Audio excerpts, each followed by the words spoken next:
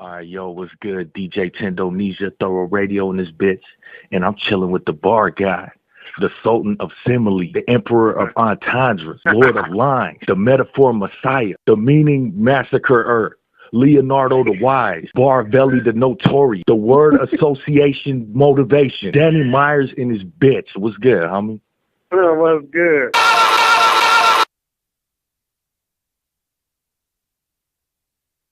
Oh, it really started from being in the booth, doing the mixtapes and shit, and I was just flaming shit. Niggas started calling me Molotov. And how did you step into battling? I was battling before I actually was doing music. So I was battling since, like, I've been doing this shit for over 20 years. The music is more organic. It's more natural. You know what I mean? Just get a topic and it just comes natural. As far as going in the booth, write your 3 verses down, go in there and lay it down. Some people do it different though. Some people just go in there and freestyle. Let's talk about the Rum battle real quick. That's the OG battle. What do you have to say to all the people that be like, yo, man, Danny be hugging and shit, that are pretty much paying attention to the actions rather than the bars? They're having fun. I think I brought that element back to battle rap. At the end of the day, despite the 2 guys in there talking about killing each other and shooting each other and fucking each other's girlfriends and all this, the point is to go in there and have fun at the end of the day. So I know all this stuff is make believe. You know what I'm saying? I know where me and Rum Nitty are not really trying to kill each other. You know what I'm saying? So we in there just having fun, man. You know, because I'm a fan. It's hard to be a fan and a battler at the same time. So when I'm hearing my opponent say some nice stuff, I'm actually, sometimes I just can't hold it in. Like, you feel me? Like, damn, like that was tight. Like, that was dope, because I'm in fan mode while he's rapping. Then when it's my turn to go, I'm back in kill mode. What the fuck?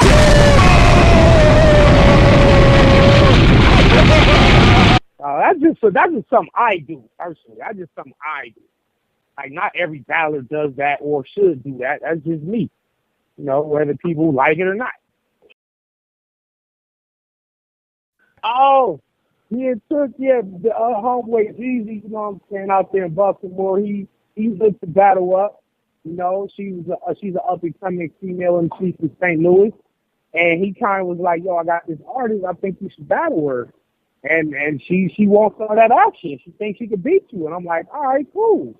No, I don't turn down no battle. So I just went in there. I didn't want to go in there with the same male versus female tactic and just talk about it like bitch and coochie stank and all that type of shit. I be going in there with these females and battling them just like they're a man. You know what I'm saying? Like, there ain't no discrimination in terms of how I approach a battle. Like, if it's a female or a male, they both gonna get bars. You know, so that's how that came about. And it was fun. It was dope phone battle. And what about my homie Nunn Nunn, who's been in the quiet room? There's been some Nunn Nunn and Danny Myers talk back and forth in the battle groups. What's up with that? Yeah. Would you take Nunn Nunn? Yeah, I would. You know what? They got to get at me about it. That's all. Just get at me. I'll be seeing little shit here and there, but nothing in concrete. But once we get something in concrete, then it's a go. I love to do this shit. Like, text battle, phone battle. I battle fans. I battle bloggers. I battle big name people, no name people. I just do this. You know what I mean? I'm not like the Hollywood, like, oh, I'm too good to be battling this person, or I'm such a big name now that I don't have to do these smaller battles or smaller leagues. Like, I don't have that mentality. I just like, whoever thinks they can see the guy, get in there and watch what happens to you. Who's your top 5, if you have one? Daylight. Let me see. Latizé. Let me see. Daylight, Latizé, JC, Killer Jones, and maybe Big Cannon. Is there a crew in battle rap that you feel as though you could chop the heads of every member? That much. Damn, okay. All them niggas gotta die, man. You know what I'm saying? I'm a show starting with Rex. After I kill Rex in February, I'm trying to get a battle with Tay-Rock on Summer Madness 5. So hopefully I can get that locked in. I'm gonna talk with Beasley and Northern and Smack and see if we can make it happen. But Tay-Rock is down for it. And so I heard you say Norbs. I guess you guys hashed that out or whatever? We had a neutral. We had like a standstill. We not enemies, and we're not like best of friends. It's just whatever. And what is your opinion on what the fans have deemed culture vultures? People have accused Total Slaughter, which I don't personally think, and I do hope you're on Total Slaughter too. I hope I get on Total Slaughter too. Yeah, shit. I should. I talk with Royce from time to time. You know, he takes me, I take him, and you know we're gonna see what happens. But as far as the culture vultures, yeah, I think there are some. Just like how I felt like, okay, I didn't feel the Total Slaughter. Like, I agree with you. I don't think that was an example of somebody trying to come in, because that was Eminem, and Eminem is known for his battle thing. So right. that didn't look awkward coming from him. But the people who tried to put the Mike Jones and the Bone Crusher and that whole little event together, that just seemed so out of the blue. Like, all of a sudden, y'all niggas trying to battle now. Like, that looked like y'all was just trying to make a profit or put dollar off of it. And that right there is like, that's not needed in this battle rap thing. And yeah, the culture vultures are pretty bad. Like, I mean, there are a few others that I could point out, but, you know, everybody be trying to jump on the bandwagon and make some quick money. That shit whack. We talked about the process of you making music. Now let's talk about the process of editing, fleshing out your rounds, and most of all, rejecting bars. What do you do with those bars? Do they go in the shredder? Do they go in the vault? Yeah, you know what? Look, I was on Twitter the other day. I was trying to tell people, like, even the best writers, like myself, Luck, Killer Jones, they like, please all come up with about 100 whack-ass bars in the process of writing a battle. We have to. Like, it's like you got to filter through them. You know what I'm saying? So, because it ain't like dope bar come after dope bar, dope bar, dope. No, it be some whack ones in there.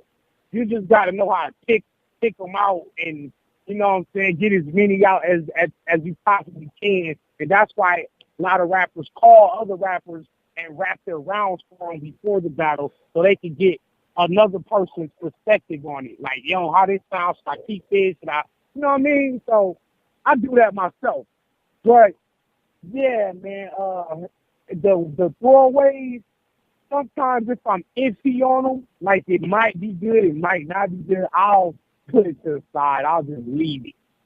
Well, I won't say it in a battle, but I'll just leave it. And over time, I might be able to change it or, you know, make it evolve a little bit and make something out of it. So I don't really throw them all away. I just let them sit until I figure out if I can make something out of it. If I can't, then I'll just scrap them. And I think that's the only thing that separates dope MCs from whack MCs.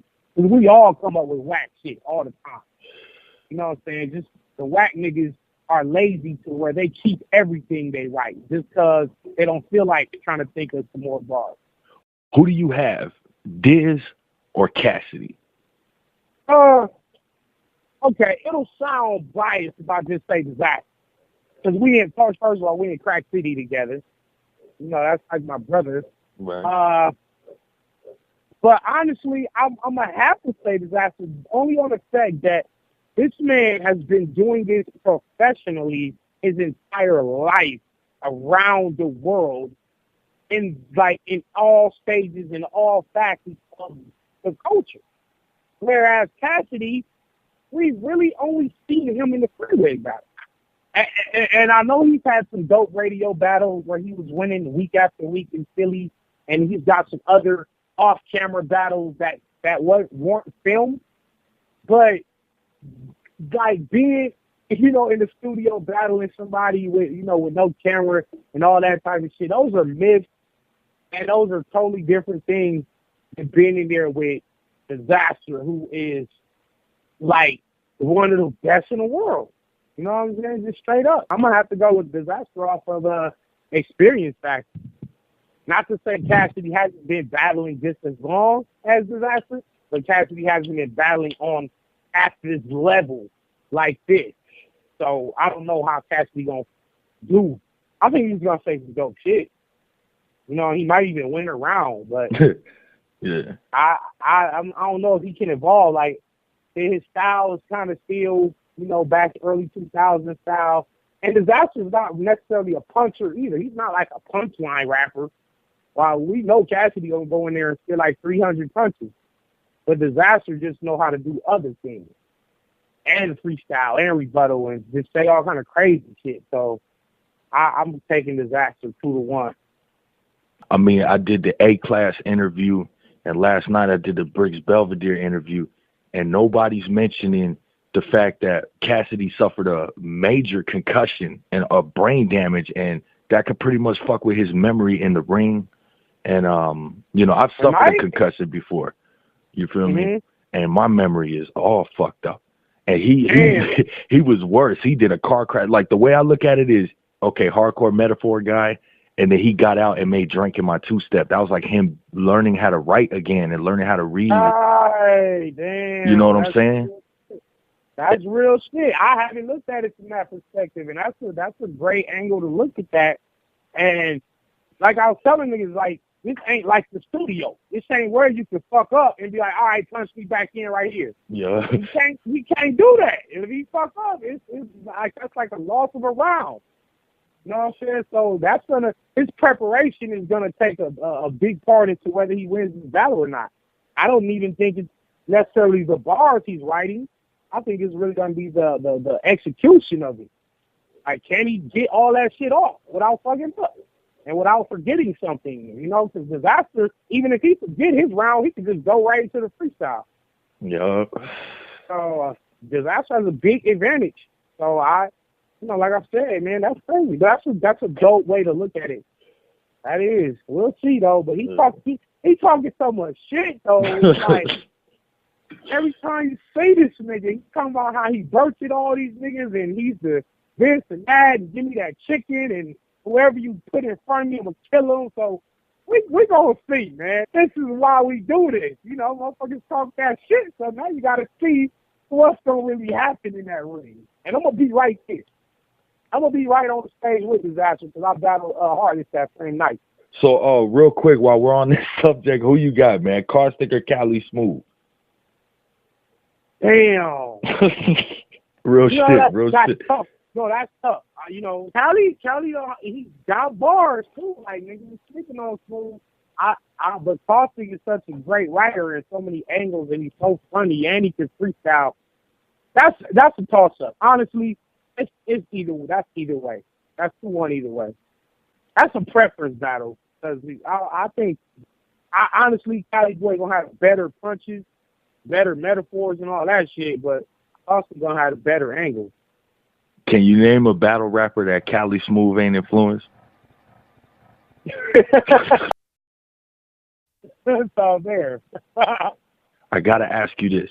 Did you ever find the shoes? You know what? Aspect told me that one of his homeboys somehow had the shoes. And I told him, and the Aspect said that he recovered the shoes from his friend. And I said, just keep them, bro. You can have them. Like, I took them off because they was hurting my feet. That's why I battled Big K in my socks. You know, the shoes was hurting. So I was like, yeah, you can have them anyway. I can't fit them. Like it.